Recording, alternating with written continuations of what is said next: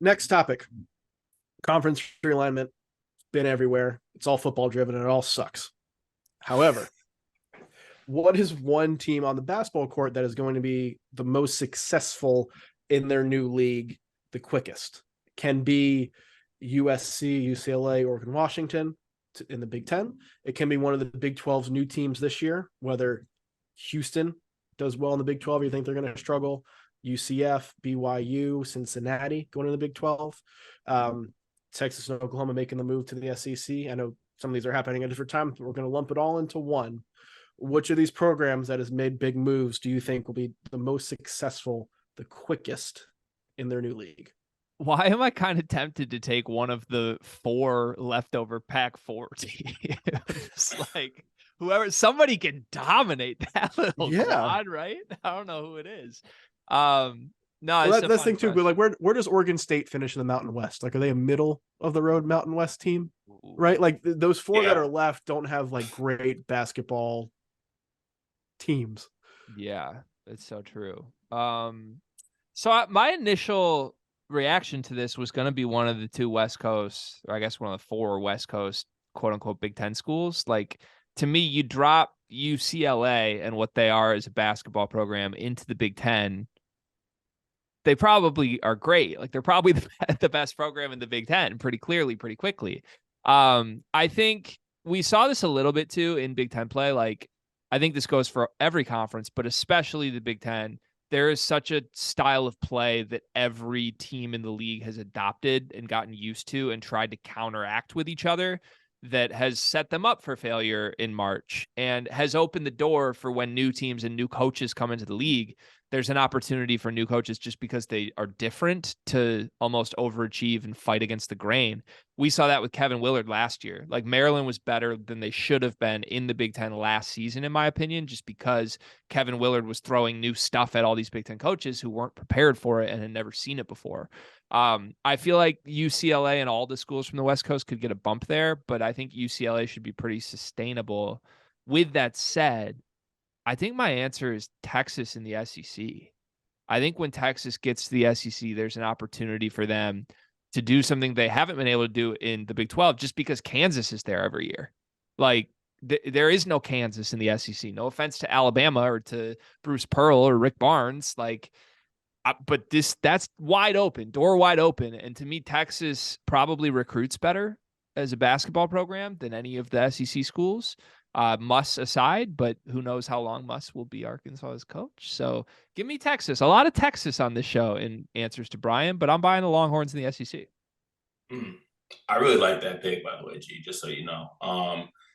So when I thought about this, I originally kind of came from the same mindset as you. I was like, UCLA could be that team where I take Shrews, for example, with Penn State. Not necessarily they're not as talented as a UCLA team would be, but Shrews kind of brought in a new style of basketball that Big Ten teams weren't used to. And it actually caught them off guard and they were able to be successful. And that's literally how they won games because, yes, they did have talent, I guess, if you want to go with the guys like Jalen Pickett, who was obviously extremely talented, but Seth Lundy, but like he was rolling out that lineup with guys like Funk and like getting it done and having Big Ten teams on their toes.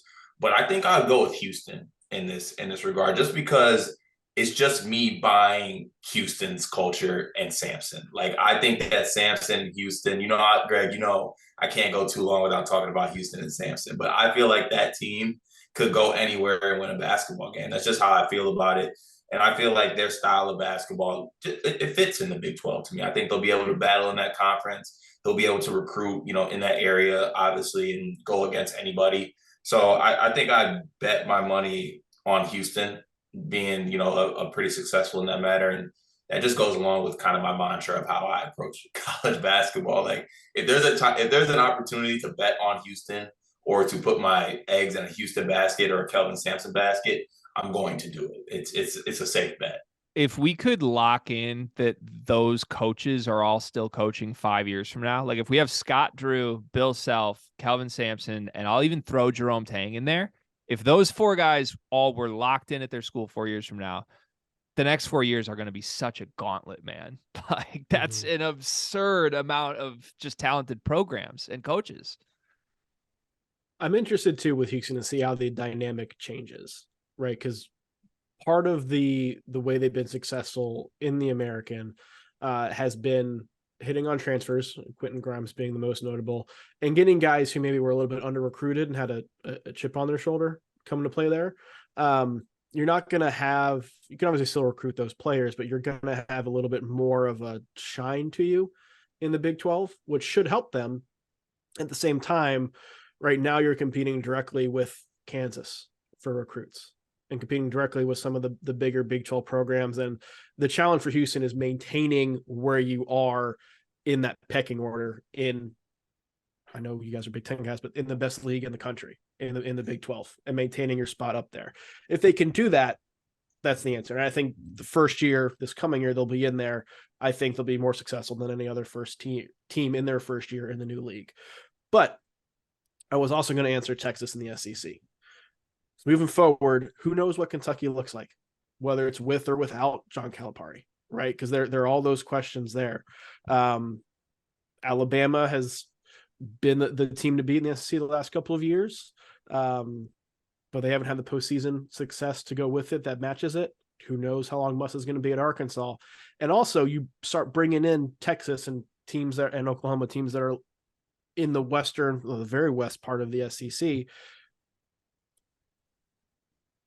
Teams like Arkansas benefited from that and being the closer destination in that area, right? Now suddenly Texas comes in with more resources than you, same area, potentially offering more playing time if you're not going to be part of a 10-person transfer class at Arkansas. I think they're set up if things are clicking the right way. And I think this year, it's another reason this year is very important for Rodney Terry. If things are clicking the right way, they can go into the SEC and immediately be a top 2 or top 3 team and maintain that much easier than Houston could maintain being a top 2 or 3 team in the Big 12, simply because of the landscape around them, along with just the freaking resources that Texas has. Yeah. As you were going through the coaches in the SEC too, like, I'm just gonna Karma's gonna get Nate Oates at some point. I just want to say that. And speaking of Karma, Rodney Terry, I'm rooting for him as Card is, as we all are. I don't think he's nearly as bad as some of the Rodney Terry skeptics are acting like he is. Case in point, how the season ended last year. Like, I think he did a fantastic job. With that said, if that flames out, like if that doesn't work out and Texas is in the SEC, over under 4.5 years until Chris Beard is back coaching at Texas.